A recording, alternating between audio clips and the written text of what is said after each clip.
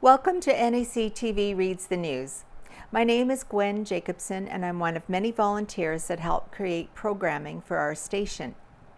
NACTV can be seen on MTS Channel 30 or 1030, Westman Cable Channel 17, Bell Satellite Channel 592, or online at nactv.tv.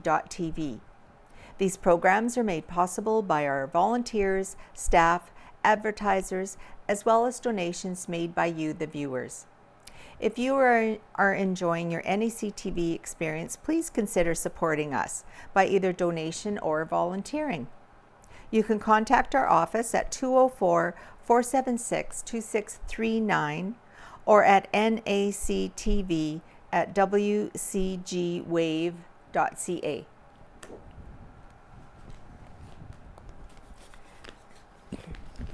Well, we're into the month of May. The date is Friday, May 3rd, 2024. And welcome to Neepawa Banner and Press Reads the News. On the front page, there is a couple of pictures. It's entitled Westman Cycles for a Cause by Casper Warhon. Westman cyclists were putting in quite the workout recently. On April 20th, several teams congregated within Brandon's Keystone Center for the Westman Chapter 30th Annual Cerebral Palsy Stationary Bike Race. The teams gathered for a 10 a.m. start with all capable members cycling for 25 minutes each. This race is held annually to raise money to support individuals and families affected by cerebral palsy. Participating in this event were two teams from the Banner and Press coverage area. These were a long-running team of 16 years, known as Cody's Cruisers, and a brand new team known as Dylan's A-Team, which was locking in for their first year. It was a good turnout. And it goes on to say, as always, a lot of prizes come from the Neepawa area. We're known in town here, and most places are willing to help out, and pledges as well. So we really appreciate that, said Melissa. Thank you to Neepawa for your support every year. We appreciate it, and it's pretty awesome. We have two local teams now as well. This new team, Dylan's A-Team, was formed for the 2024 event after Dylan had participated on another team in 2023. The Banner Press had the opportunity to speak to Dylan's A-Team member and Dylan's mom, Amber, for details and first-year reflections. Dylan was born with cerebral palsy, so he got involved just through the Cerebral Palsy Foundation, and his cousin has it as well, so he got involved through her. Amber told the Banner and Press that while the ride could be challenging, it was an activity that the whole team had a lot of fun participating in. It's a good cause, and everybody enjoyed that. They were supporting that, Amber enthused. I work for CBI Health in Brandon, and a good chunk of our team were my co-workers. We deal with it every day. Our individuals have cerebral palsy or some physical disability of some sort, so everyone enjoyed it. Details provided to the Neepawa Banner and Press state that the 2024 edition of the Westman Chapter Cerebral Palsy Stationary Bike Race raised over $46,000 for the cause. So that is awesome. And here's a picture of Cody's Cruisers team members and Neepawa Titans players Casey Cookett and Keenan Scrupa ready at the pedals. And there's a couple of pictures here too. Members of Dylan's A-Team pose alongside Dylan Unger right here for a group photo. And pictured here is Westman Chapter Chairman Tom Zerkowski with Cody Payette of the Cody's Cruisers team enjoying a conversation. Serving up smiles, Neepawa's Tim Hortons was full of smiles as the cookies for its annual Smiles Cookies fundraiser were prepared. The sales for this year's cookies benefit the Salvation Army in Neepawa.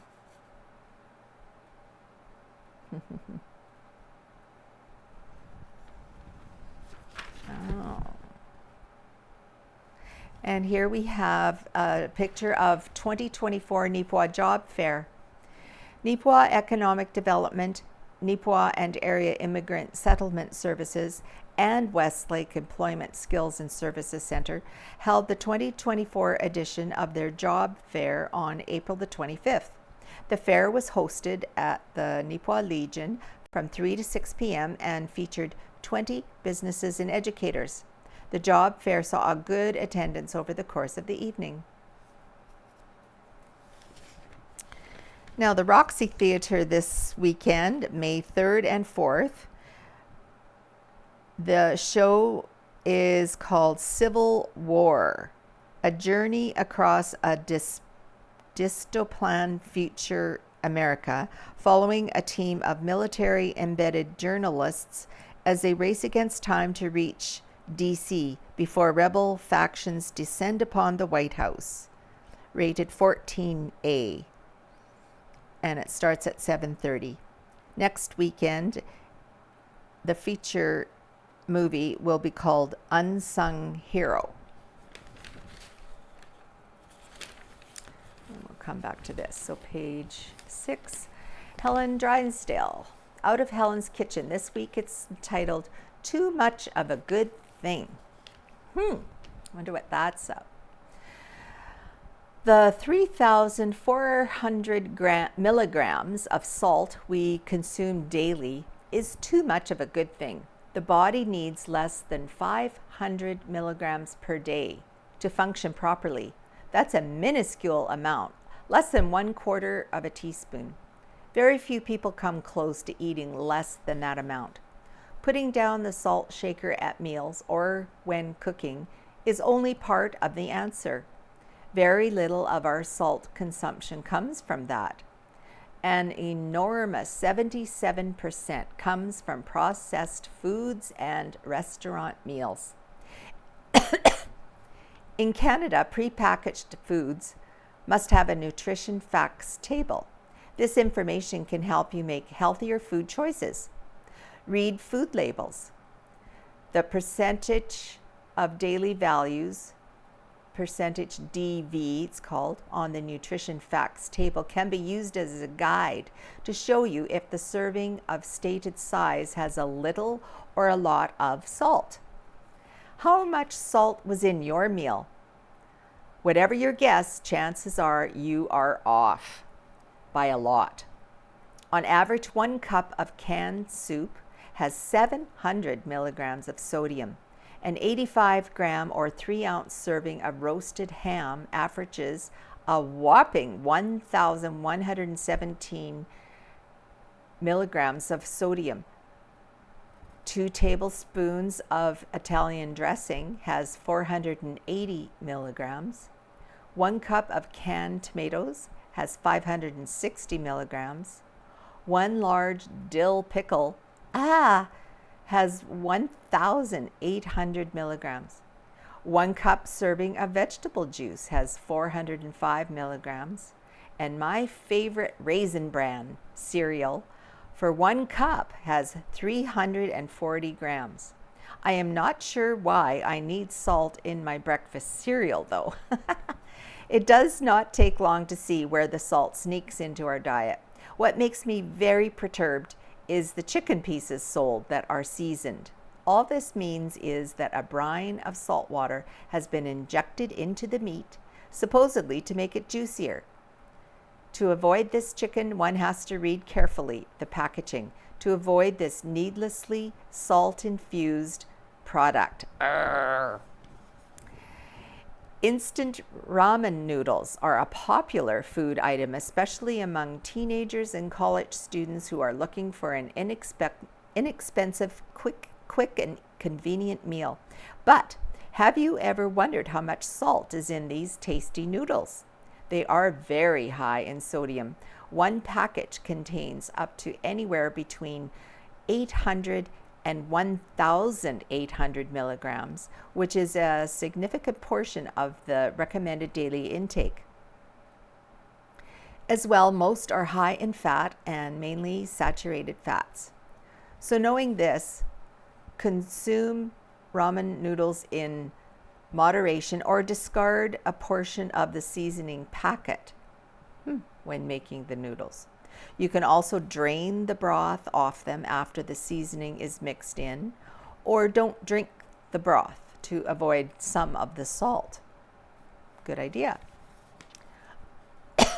Hot dogs are a quintessential summer barbecue staple, enjoyed by people of all ages.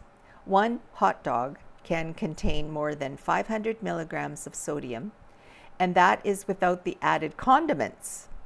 There is 170 milligrams of salt in 1 tablespoon of ketchup.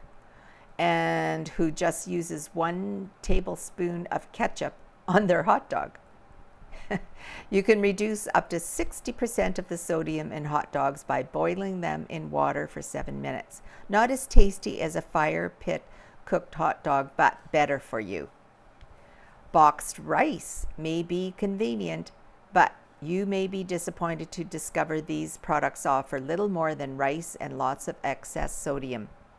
Eating a 1-cup portion of prepared rice can provide over 500 milligrams and up to 1,000 milligrams of sodium. So instead of the boxes of flavored rice, try this homemade version to make seasoned rice without the loaded salt intake.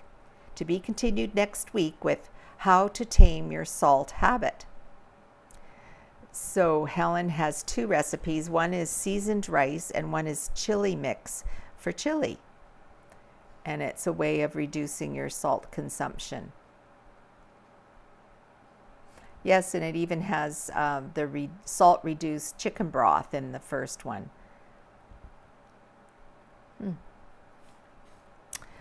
All right.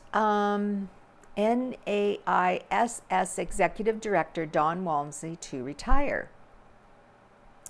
So NAISS stands for Neepawa Area Immigrant Settlement Services, and it is announcing the retirement of Executive Director Don Walmsley on May 17th. After 10 years of dedicated service and leadership, Don has decided to retire, leaving behind a legacy of compassion and commitment to supporting immigrants in our community. Under Don's guidance, NAISS has flourished, expanding its programs and services to better meet the needs of newcomers settling in Neepawa and surrounding areas. His vision and dedication have played a pivotal role in helping countless individuals and families integrate successfully in Neepawa. He said, "It has been an honor to serve as the Executive Director of NAISS. I am immensely proud of our organization and what we have achieved together in supporting immigrants and fostering diversity and inclusion in our community. It has been a privilege to work in this sector with so many wonderful people and share some amazing experiences. We are fortunate that Neepawa and the surrounding communities have been incredibly welcoming to the newcomers who have come here, stayed, and helped our community and area grow. I have made many new friends along the way. It has been grand." As Don steps into retirement, NAISS is pleased to announce the appointment of Emmy Dawson Miller as the new Executive Director. Emmy brings hands-on experience in immigrant services and a commitment to continuing the organization's mission. Emmy has a proven track record of leadership in the nonprofit sector, having previously served as settlement coordinator at British Columbia Settlement Integration Services sector, where she worked with individuals from diverse backgrounds and cultures, such as new immigrants and refugees. Her ability to develop effective partnerships, along with her drive to achieve positive settlement outcomes, makes her an ideal fit to lead NAISS into its next chapter. Emmy says, I am thrilled to join the NAISS team and build upon the incredible foundation laid by Don Walmsley. I look forward to working collaboratively with staff, volunteers, and community partners to continue empowering immigrants and creating an inclusive and welcoming environment for all. The Board of Directors and staff at NAISS extend their heartfelt gratitude to Don Walmsley for his outstanding leadership and wish him a joyful and fulfilling retirement. They also extend a warm welcome to Emmy Dawson Miller and express their excitement about the future of the organization under her guidance. A come and go retirement event will be held for Dawn on May 16th from 2 to 4 p.m. at the Neepawa Settlement Office at 342 Mountain Avenue. Everyone is welcome. Neepawa Area Immigrant Settlement Services is a rural-based settlement agency that assists permanent residents and refugees with their pathway to integration into a new country. Through information, workshops, and referrals, NAISS hopes to empower our clients to make informed decisions regarding settlement in Canada. For more information about Neepawa Immigrant Settlement Services and its programs, please visit www.neepawasettlement.ca. And here's a picture of Don as he is about ready to join the retirement fold. It's a special occasion. Join us in retiring Don Walmsley retirement and his years of dedication and service to Neepawa and area settlement services. Come and go Thursday, May 16th from 2 to 4 at the Settlement Services Office, 342 Mountain Avenue, second floor at the old Co-op building. Enjoy cake and refreshments while you share your good wishes to Don and meet the new executive director. All the best to you, Don. All right, here is a great picture of Danica Potker winning a 4-H competition. Area local Danica Potker, pictured here, took home first place in the provincial 4-H speech competition on April the 27th. She gave a 10-minute presentation titled Heads Up, which was a message on the importance of wearing a helmet. Potker received the award from the 4-H Executive Director, Shannon Carberry. Congratulations, Danica. Sunrise Credit Union releases 2023 annual report. Sunrise Credit Union held its annual general meeting virtually on April the 23rd, 2024, attended by 133 members and staff combined with 13 guests. The meeting included releasing the Sunrise Credit Union 2023 annual report, which included the audited financial statements. The statements reflect a net income of $10.1 million, loan growth of 2.40%, deposit growth of 5.04%, and total equity of 6.94%. Our focus has always been on delivering exceptional service to our members, said Sunrise President and CEO Tim Clausen. I am proud to say that we have continued to uphold this commitment. Throughout the year, we have introduced new products and services tailored to meet the evolving needs of our members. Clausen reviewed some of the highlights for 2023, which marked the 15th anniversary for Sunrise Credit Union, including supporting many community projects, sponsorships, and events financially and through staff volunteerism.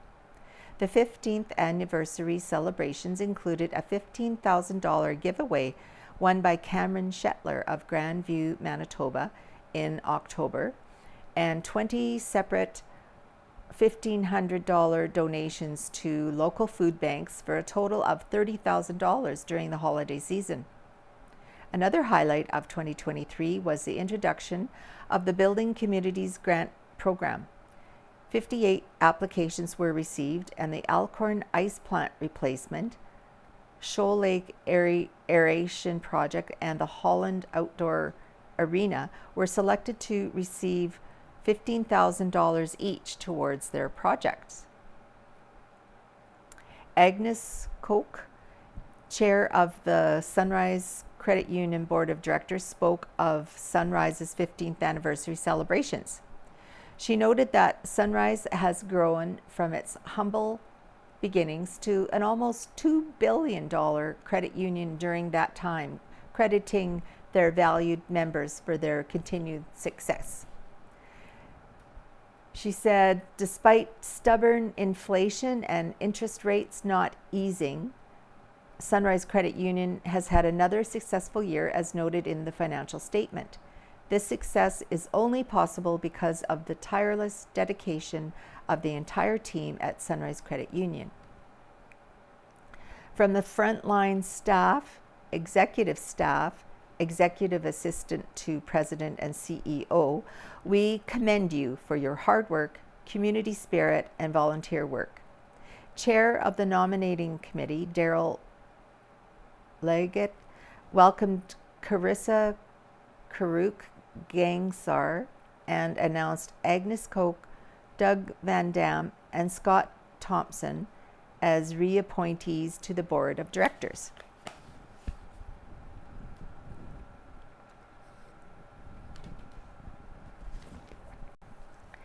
Now, Neepawa Rotary Club held a book sale by Owen Devereaux.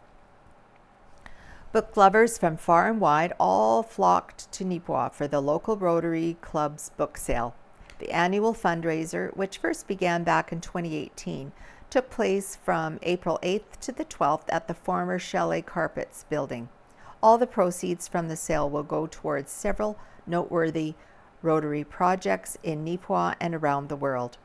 Book sale chairperson Murray Newton said this year's sales numbers are very promising, as $5,600 was raised, which would equate to over 2,300 books. As for what will happen to the leftover books, the majority of them will be placed in storage for the next edition of the sale, while some of the more damaged novels will be sent away for recycling. The Neepawa Rotary Club thanks everyone for their support.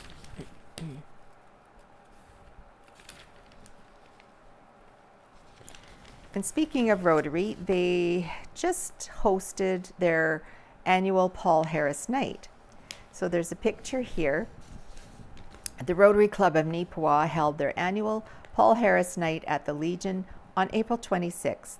They were treated to a wonderful roast pork supper courtesy of the Legion ladies and men. I saw some men in the kitchen that night too. Wayne Jacobsen hosted the event.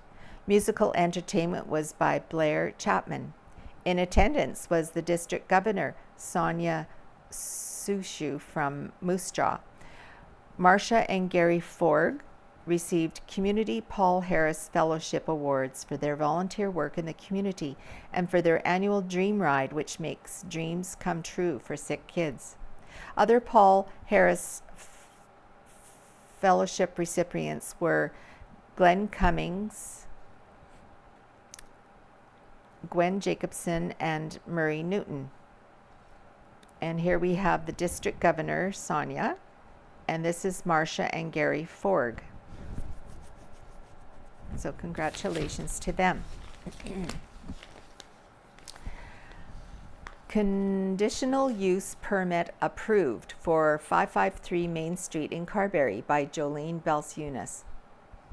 On April 30th, the highly debated conditional use permit public hearing was held at the Carberry Drop-In Center with 40 people attending. The first public hearing for the Otter project was held on April 9th. At that time, council felt there was more information needed and further discussion warranted.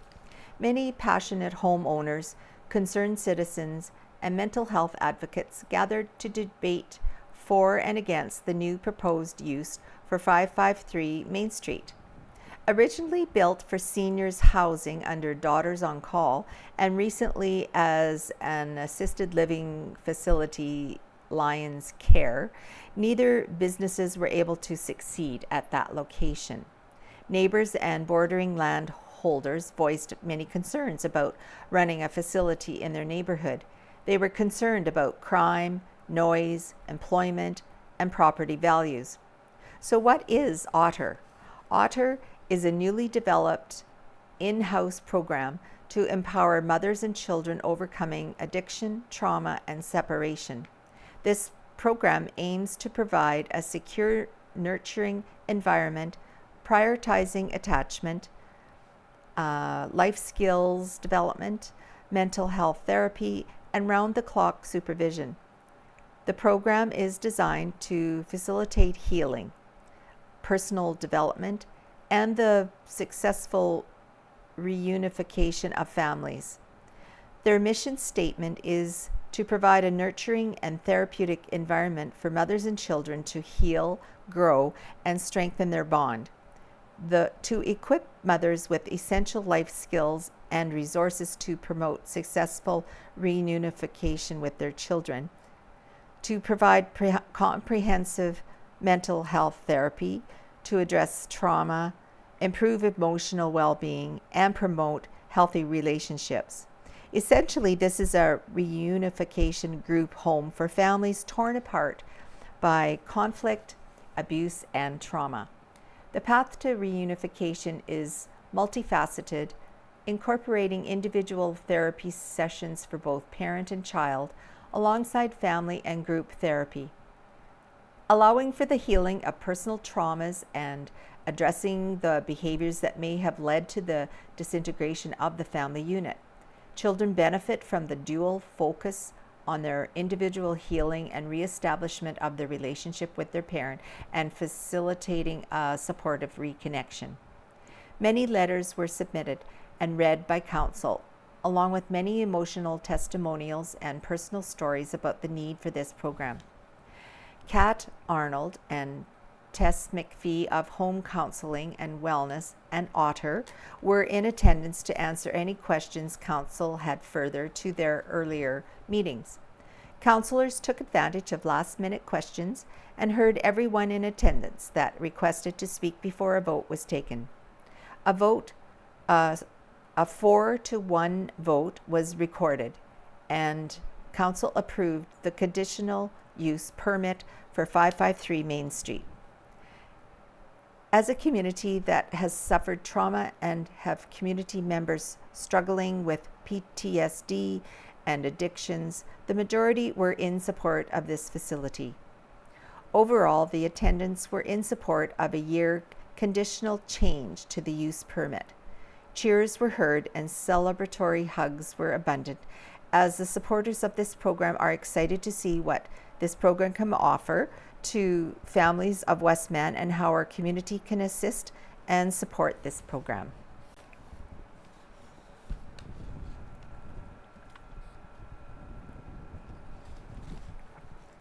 Exit Stage Left Theatre Group by Jolene Belsiunas.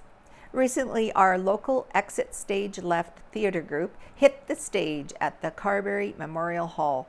This group of passionate people put on Who Poisoned His Meatball by Craig Sodero. The audience was entertained by a rather large group of actors, finding 17 actors to commit to twice-a-week readings and rehearsals. It's rather a huge accomplishment. Tracy Sutherland took the reins as director for the second year. She creates a warm, welcoming place and successfully brings out even the shyest, quietest member, making them feel a sense of belonging. Many faces on stage are well known in our community past the theater, and for some of it was their very first time stepping out into the limelight.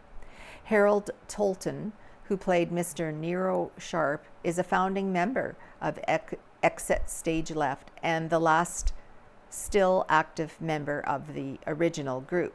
Since the group's first production, Absurd Person Singular, in 1992, Harold has acted, produced, directed, set design and assembly, props, lighting, promoter, special effects, and just about any job on and behind the stage. This production was also a family affair, with 3 generations of the Sparrow family acting together on stage. Shannon Downey is well known in our community for her musical talents, and for the second year, her and her daughter Jordan met on stage. Seeing all the fun the younger Sparrows were having, Mom Debbie jumped in this year. Shannon played Flora Sharp, the witty, dramatic, scorned wife of Nero. Her onstage presence and witty comments about our Mayor, Ray Muirhead, had the audience entertained. The sassy role of Flora's mom was played by Nancy George, bringing another theater family into the theater.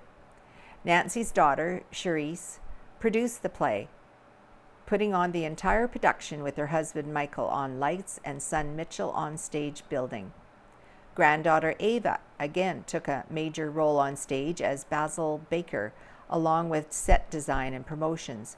She always steps in, whatever role is required. Eric Godet, not sure how to pronounce that, graced the stage of Exit Stage Left for the first time. Eric expanded his roles as a teacher in Neepawa, bringing with him a unique twist in his role as Luigi, and ensuring the audience experiences the very best of his acting talents. Albie Morris portrayed his character Peter Paul Renoir on stage with a variety of reactionary facial expressions that enhanced his role. This was Albie's first year with Exit Stage Left and has only lived in Carberry for 6 years.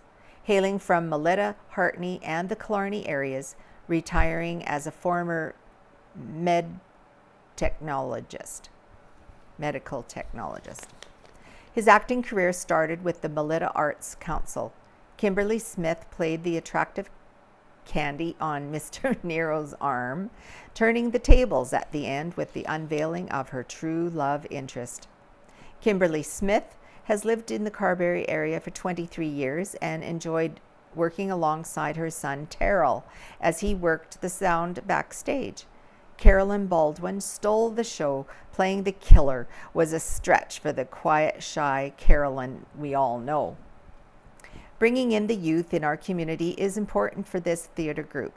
Jacob's second year with ESL and no stranger to acting, his experience has been acting in a youth drama group up until the pandemic. He has loved acting throughout all of it and was available to join Exit Stage Left for a second year. Jacob smashed his role of an aspiring reporter for the Neepawa Banner, bringing a laugh from the audience every time he was on the phone with Ken. A few younger members of the cast were Jordana Chandler, Adrian Cook, Emerson Grabar, Paisley Stewart, Aaliyah Henry, and Emmett Boyce. Vera Lubkina, a grade 12 student in Carberry Collegiate, joined ESL to play piano and helped add to the dramatics of the play. Behind the scenes, a lot of hard work goes on for many months. This year, we were treated to a dinner theater and a matinee. The dinner was served by the Carberry Collegiate Band students and all orchestrated by Cherise, who decided to take a back seat to acting this year. Cherise was dedicated to bringing the vision of the play to fruition while enjoying her time well spent with all members of Exit Stage Left, especially alongside her husband, mother, daughter, son, and even her father would come to do a table read when needed.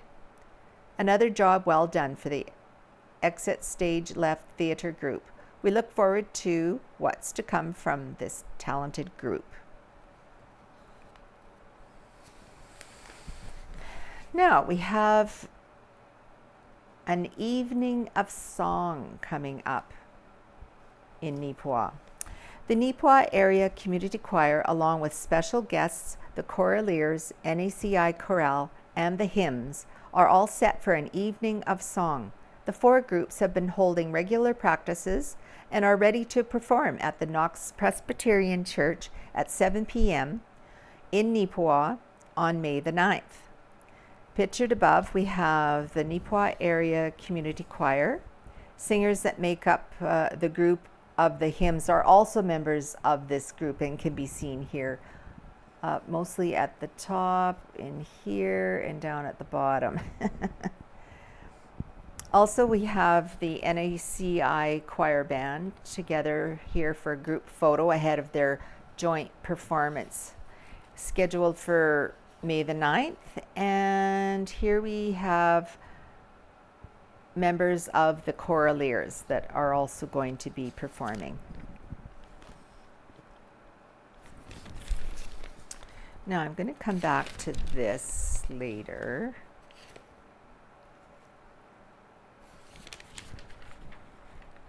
Yeah. Okay, we'll go to the sports section on page 12. This one's by Owen Devereaux.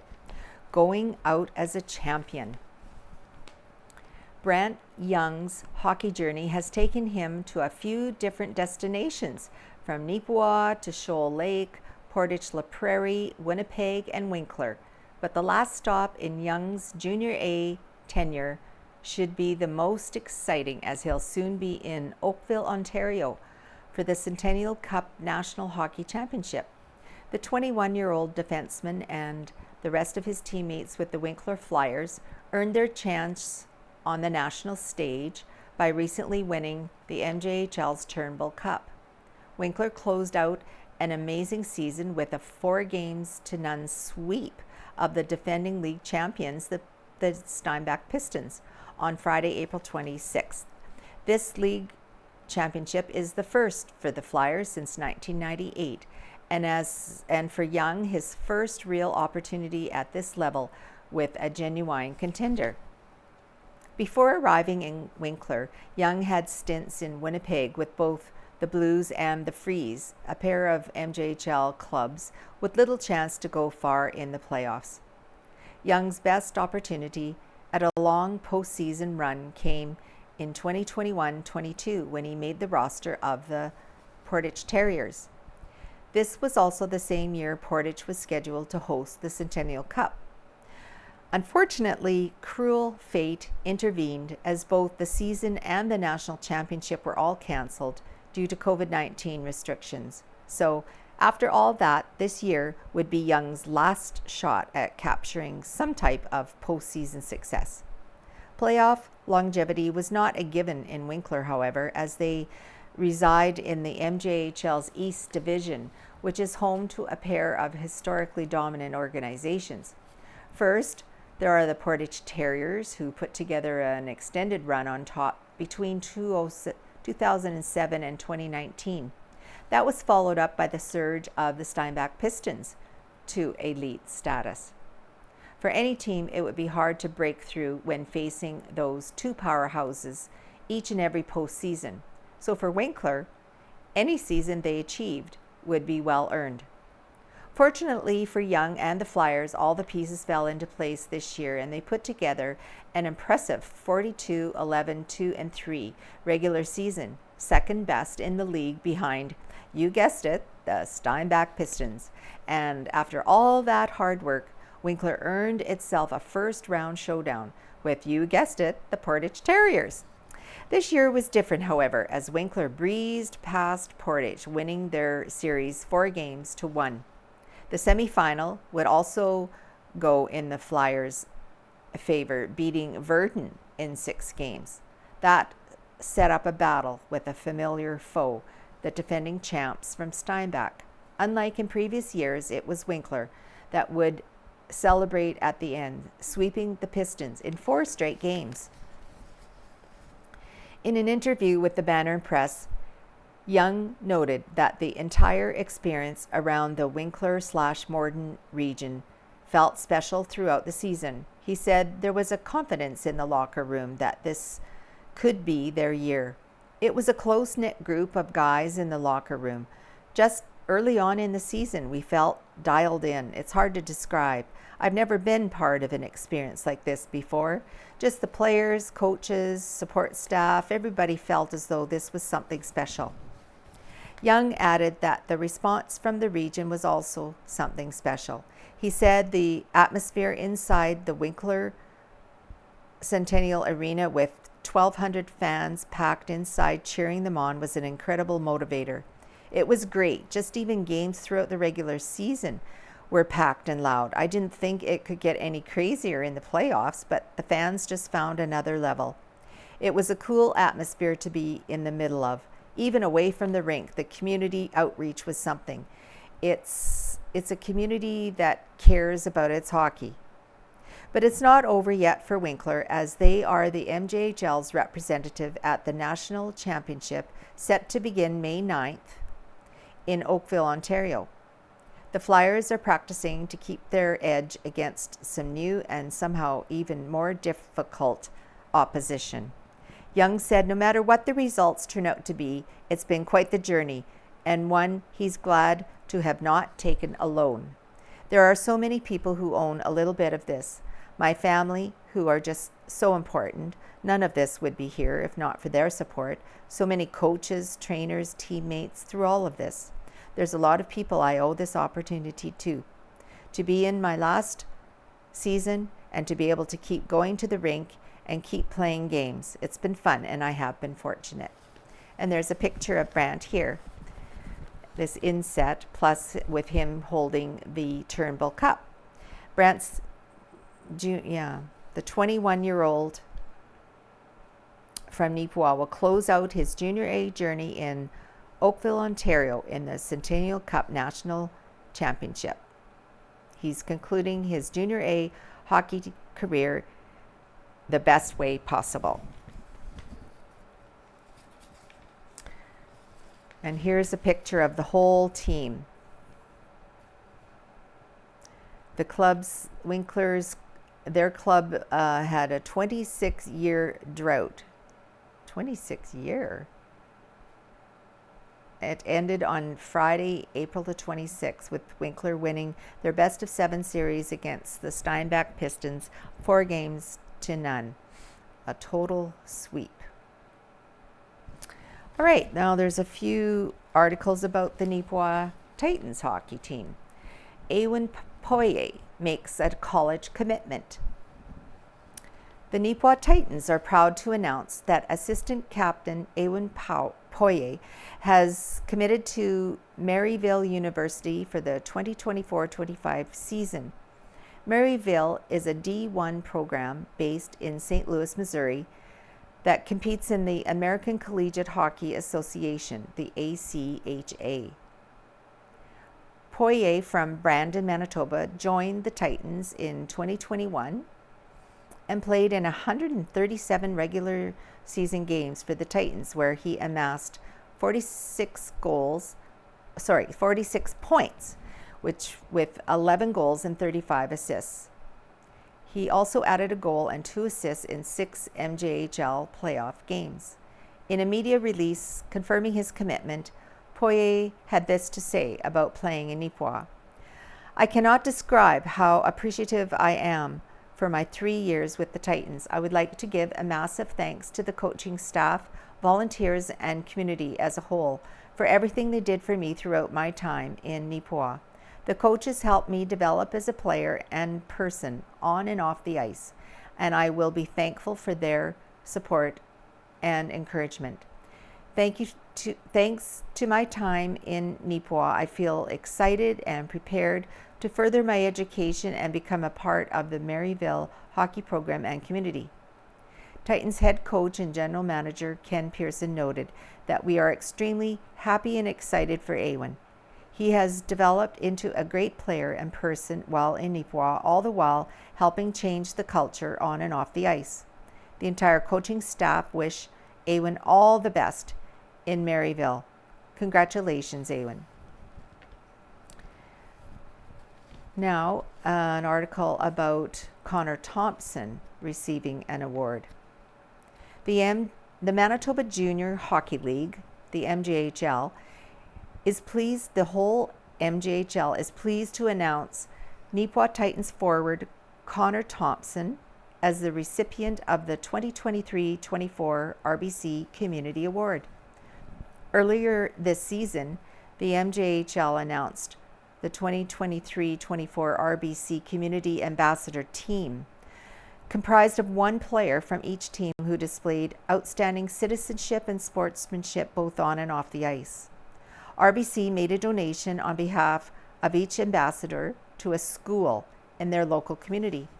At the conclusion of the 2023-24 season, Connor was selected as the recipient of the RBC Community Award, which comes with a further donation from RBC in Connor's name that will be directed to Neepawa Middle School. "It is such an honor to be selected for this award," said Thompson. "Neepawa has turned into a second home for me the past 2 years and has given me so much as a person and hockey player. Volunteering and giving back to community was just a small way I could return the favor to such a great community and town that has supported me so much in my time here." Thompson shared that his favorite part about giving back in Neepawa were the relationships he made within the community. Some of the programs he gave back to included the Grab and Go breakfast program, Neepawa Minor Hockey, Boys Fit Club, and elementary noon hour skating. Through all the volunteering and helping out with the community, I have made so many amazing and meaningful relationships that I hope to have and hold long past my time living in Neepawa, Thompson finished. Connor represented the MJHL, the Titans, and the community of Neepawa with tremendous class over the 2 seasons he spent in the league, said MJHL Director of Marketing and Partnerships Eric Swar. His commitment to giving back, along with his efforts to better his community, do not go unnoticed, and we are proud to name Connor as a 2023-24 RBC Community Award winner. The MJHL congratulates Connor, along with our 12 other ambassadors, for their outstanding dedication to volunteerism in Manitoba. Well, isn't that something?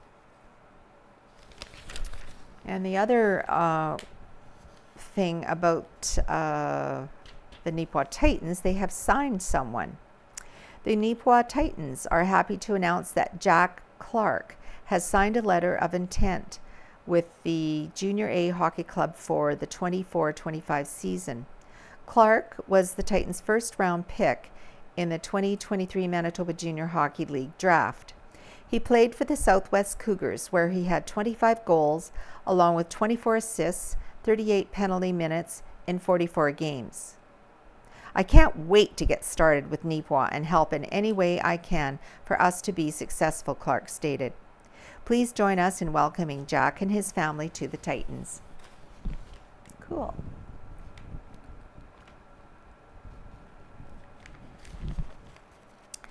The Neepawa Novas have competed at a provincial gymnastics championship.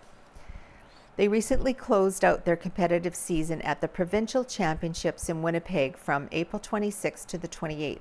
Several club members recorded very positive results over the course of those 3 days, including the following. Blakely Goriak, Level 2, age category 2014, Grade 1. In the vault, placed 3rd place. In the bars, placed 3rd. In the beam, 8th. In the floor, placed 2nd. All around, 4th place. Kristen Stevenson, Level 2, age category 2009/2010. In the vault, placed 1st place. Bars, placed 2nd. Beam, placed 1st. Floor, placed 3rd. All around, 1st place. Allie Trotz, Level 2, age category 2012, Grade 2. In the vault, placed 12th. In the bars, 7th. In the beam, 10th. In the floor, 5th. All around, 8th place. Avi Wilson, Level 2, age category 2012, Grade 2. In the vault, placed 6th. Bars, placed 2nd. Beam, placed 3rd. Floor, placed 8th. And all around, 3rd place. Shaylin Skomorowski, Level 2, age category 2012, Grade 1. In the vault, placed 9th. Bars, placed 3rd. Beam, placed 2nd. Floor, placed 6th. All around, 5th place. Day 2 results. Kayana Spees, level 3, age category 2008-2009. In the vault, placed first. In the bars, placed first. In the beam, placed second. In the floor, placed fifth. All around, second place. Madison Chandler, level 3, age category 2011, grade 2. In the vault, placed third. In the bars, placed fourth. In the beam, placed seventh. In the floor, placed sixth. All around, fourth place. Ava Lang, level 3, age category 2012, grade 2. In the vault, placed sixth. In the bars, placed fourth. In the beam, placed ninth. In the floor, placed second. All around, second place. Alina Panett, level 3, age category 2013, grade 2. In the vault, placed 17th. In the bars, placed 4th. In the beam, placed 8th. In the floor, placed 3rd. All around, 4th place. Regan Zalewski, level 3, age category 2013, grade 2. In the vault, placed 6th. In the bars, placed 5th. In the beam, placed 2nd. In the floor, placed 1st. All around, 2nd place. And Kylie Reynolds, level 3, age category 2013, grade 3. In the vault, placed 16th. In the bars, placed 11th. In the beam, 7th. In the floor, 11th. All around, placed 10th. Day 3 results. Jane Winters, level 4, age category 2011, grade 2. In the vault, placed first. In the bars, placed 5th. In the beam, placed 3rd. In the floor, placed 3rd. All around, placed 3rd. Natalie Henton, level 4, age category 2011, grade 1. In the vault, placed 6th. In the bars, 5th. In the beam, 5th. In the floor, 4th. All around, 5th place. Jaden Zalewski, level 4, age category 2008-2009. In the vault, placed 2nd. In the bars, 4th. In the beam, 8th. In the floor, placed 2nd. All around, 4th place. So congratulations to all the athletes, coaches, and supporters of the Neepawa Novas Gymnastics Club for a tremendous showing at the provincials. All right, we have an article by Wayne Hildebrand this week entitled Mallard Henhouse Nest Structures, a Manitoba Success Story. There's a picture here of Matthew Pankratz maintaining a mallard henhouse, and here a mallard henhouse is in use. Nice and cozy.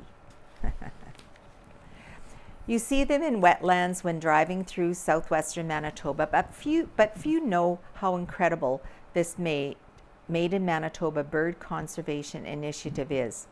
The mallard henhouse nest structure is a key piece of a conservation recovery plan for a declining population of mallard ducks in the province. Mallard ducks and other waterfowl are arriving in Manitoba from their southern wintering grounds. One of their first tasks is to find good nesting sites. Mallards prefer a nesting site on uplands within natural grasslands, hayfields, and pastures with some brush cover fairly close to permanent water. Mallards don't carry nesting material to their nest, unlike many birds. The hen forms a shallow depression in the ground and then pulls vegetation she can reach towards her. She often pulls tall vegetation over the nest to hide it from predators. The landscape and the abundance of uplands available for the mallard to find a nesting site has changed within the prairie pothole region since 1970. The availability of good nesting sites is critical to the survival of mallards. In the prairie pothole region, mallard duck numbers have decreased since 1970. How to boost mallard production was the driving force behind the development of the henhouse nest structure. A mallard henhouse is made of wire mesh rolled into a tunnel, packed with flax straw, stuffed with brome grass and mounted on a pole in permanent wetlands. The elevated and covered frame provides a safe nesting site out of reach and sight of predators. The idea of making a tunnel-shaped nest for mallard hens with a covered top, much like mallards do naturally, was conceived at Delta Marsh near Portage la Prairie, Manitoba in the late 1980s. Today, Manitoba has more henhouse nest structures installed in wetlands than any other province in Canada. In fields without grass for the mallard to build a nest, the hatch success, or hatched eggs, is often less than 5%, said Matt Schwennard from Delta Waterfowl. He said even in great duck nesting cover, nest success is often below 15%. Mallard hens' nest success is far better in the nest structures, between 60 and 80%. The henhouse nest structures have been an incredible success, said Roy Bullion of Manitoba Habitat Conservancy in Shoal Lake. Since the late 1980s, Manitoba Habitat Conservancy, Delta Waterfowl, and other conservation groups have partnered with landowners in the Prairie Pothole region to install nest structures to boost duck production. Our farm family partners have been very supportive of the initiative. Agricultural producers are very important to waterfowl production, said Roy. Right now, the mallards are feeding on high-protein invertebrates, which are found on cultivated cropland as well as hay fields and pastures. This spring, nutrition and protein is important to egg laying. To many people driving through rural agricultural Manitoba, all wetlands start to look the same, but a mallard henhouse in a wetland is noticeably different. They stand out and they trigger a conversation about conservation, said Jessica Belcher of Manitoba Habitat Conservancy in Minnedosa. Manitoba Habitat Conservancy, or MHS, and Delta Waterfowl, in partnership rural landowners, has installed and annually maintains over 1,650 mallard nest structures in prime pothole areas around Minnedosa, Rivers, Shoal Lake, and Reston, Jessica said.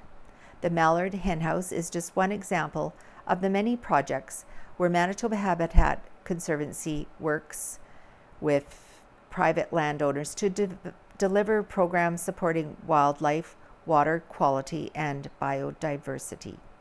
To find out more about wetland and waterfowl conservation initiatives, call the local offices or visit the MHC website at mbhabitat.ca.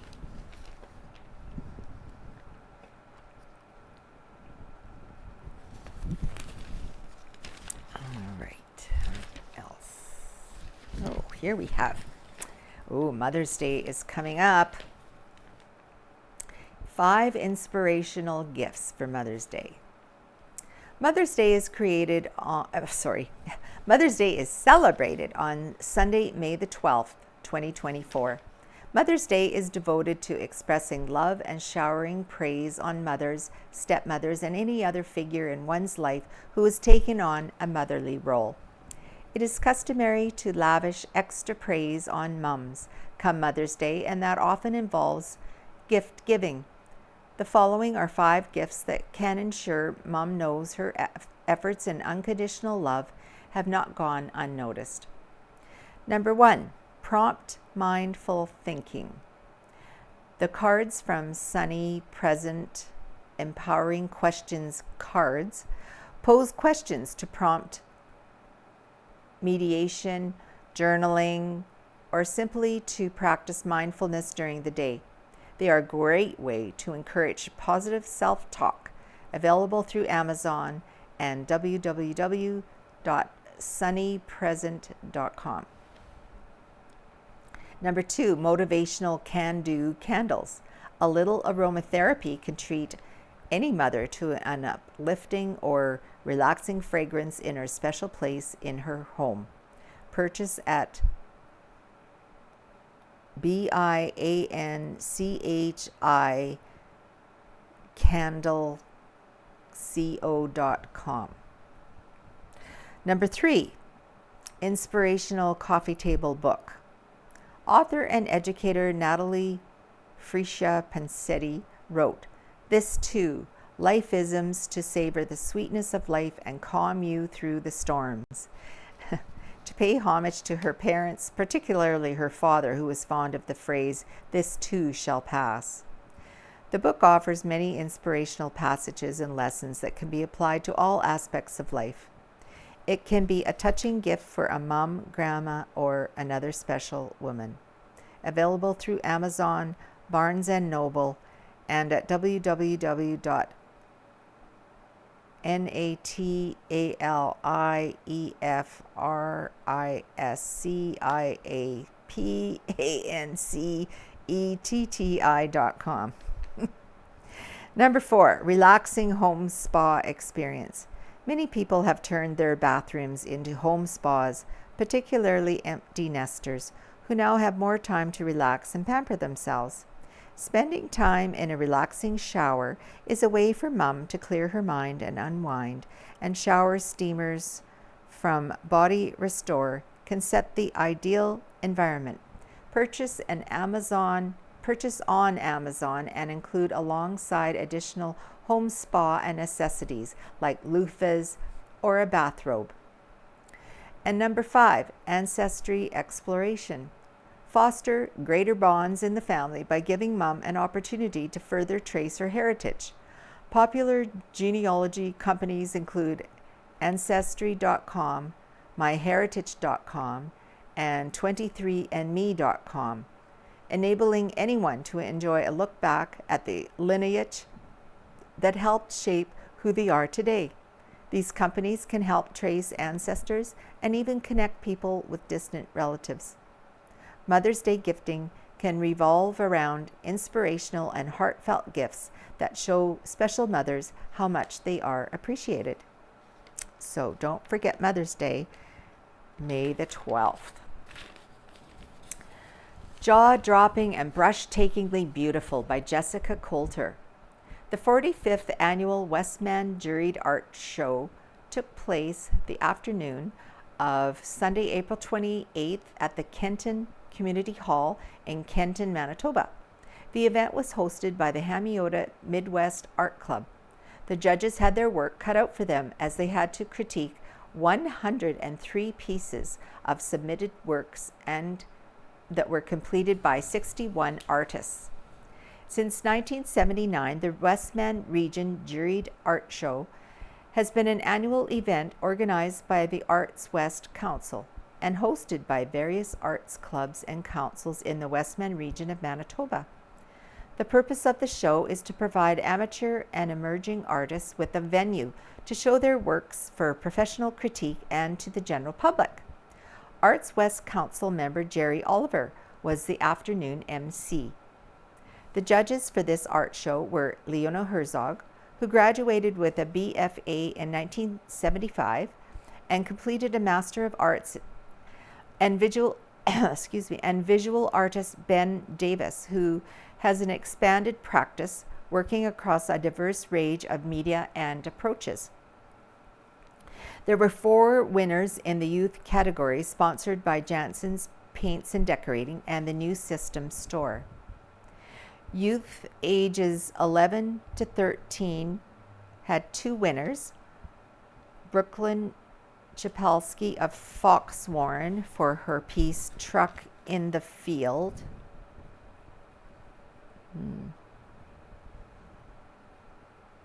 See if she's on. Oh, here it is. This painting right here, Truck in the Field. And Raylyn McNair of Binsgarth for her piece Looking for the Light. Let's see where hers is. Raylyn McNair. Oh, here it is. Looking for the Light, ages 11 to 13. Well, that's very good. Youths ages 14 to 19 had 2 winners. Charlie McGowan of Brandon for his untitled piece.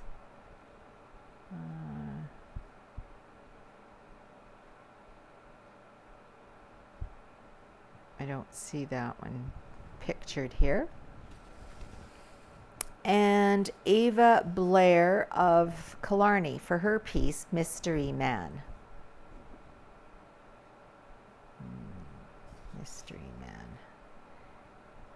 Ava Blair. Don't see that one here either. Best in Show was sponsored by Jerry Oliver. This was presented to the most outstanding work in the juried show as selected by the jurors. The winner was Glenda Cairns Poirier of Sinclair with her piece called Mid-Century Mule. That must be this one here, yeah. The theme this year for the theme category was Chasing the Light. There were 38 entries in this category alone. This category was sponsored by Lasting Image. The most outstanding entry in this theme was Joel Desjardins of Verdun for his piece called On a Bike. That's this one here. Very good. The last category was the People's Choice Award, also sponsored by Lasting Image. The crowd had an opportunity to select their favorite piece and submit a secret ballot during the show on Sunday. Carrie Wilson of Hamiota with her piece Imagine gathered the most votes. That's this one here. John Lennon. 20 pieces from the show were selected to be a part of the Westman Traveling Gallery. This gallery has begun its journey at the Hamiota Heritage Center in Hamiota, and it is a must-see.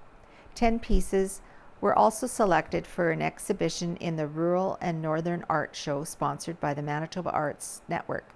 This art show will be August 1st to the 24th at Manitoba Arts Network, 210 Princess Street, Winnipeg. The online show is available August to September at artgallery.manitobaartsnetwork.ca. So here we also have a picture of the judges, Ben Davis and Leona Herzig. Oh, and this is that one from Ava Blair, Mystery Man. Very good. All right, now we don't have much time left, but I will go back and see what else I can read here. Homebodies by Rita Friesen. Laughter and Legos. The cycle of life just keeps on spinning. Seated around the supper table were grandchildren and great-grandchildren. However, the scene was a replay of when my children were young. Remembering getting the giggles or being silly when the cousins came over. Well, the great-grands are cousins, and the table behavior got silly. Those spasms of giggles, even when there is no real trigger. Cousin the elder had been reminded that as the oldest, perhaps she could set an example. It was really too late to stop the laughter, for even a calm, almost sincere hello cousin had cousined the younger snorting food. Other than become ogres, which I did not desire, all of us adults tried to carry on as normal human beings. The end result was that both young ladies ate an adequate amount of real food before earning their treat, a great grand privilege of dispensing small amounts of chocolate. I think I've got this. A side of stove-top stuffing ensures that something gets eaten, and I will learn to have ranch dressing for dipping. Just like the grands wondered if the only cookies I knew how to bake were chocolate chip. Their children will come expecting stuffing, and I do know how to bake other kinds of cookies. Supper cleared away and the Legos appeared. Uncle had granted permission for some of his vast collection to be played.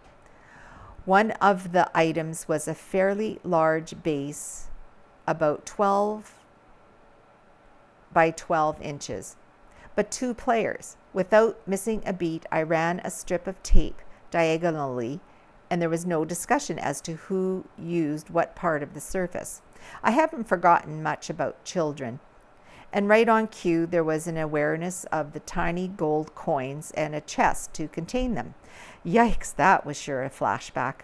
Equal numbers distributed and a second chest created, and the play proceeded smoothly. One of my great-grands is also a homebody. After supper is served, it is time to go home. I distract with games and reading a story. The Legos were the game, and the story was the monster at the end of this book, starring lovable, furry Blue Grover. This book also being read to the third generation. And just as my grands enjoyed my voice over as Grover, so do the great-grands. The first time I read the book a few weeks ago, Cousin the younger simply stared at me the whole time, standing solemnly at my side. We've made progress. Cousin the elder sat on my lap, turning the pages on cue, but Cousin the younger continued to keep a safe distance from scary, hairy Grover.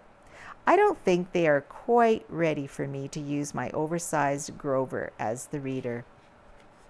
It's a joint cleanup for departure, ensuring that I don't step on Lego and that Ari my dog, doesn't chew on Lego or other toys. I am adamant that hugs are optional. High fives with a few down lows work. When I get a hug, it's all bonus. They are a series of silly waves that see them off, just like the grands. I am so blessed. All right, we're almost out of time, so I'm just going to read the thumbs up, thumbs down this week. A thumbs down to the state of the streets in Neepawa. The streets are the worst I have driven on this year. Not even Winnipeg or Brandon can compare to the massive amount of potholes in all the major pathways. I live north of Gladstone, so I have driven on better gravel roads than your so-called paved roads. John Zado. All right, that is it for this week's edition of the Neepawa Banner and Press reading. Thank you for joining us, and hopefully we'll see you next time. So goodbye for now.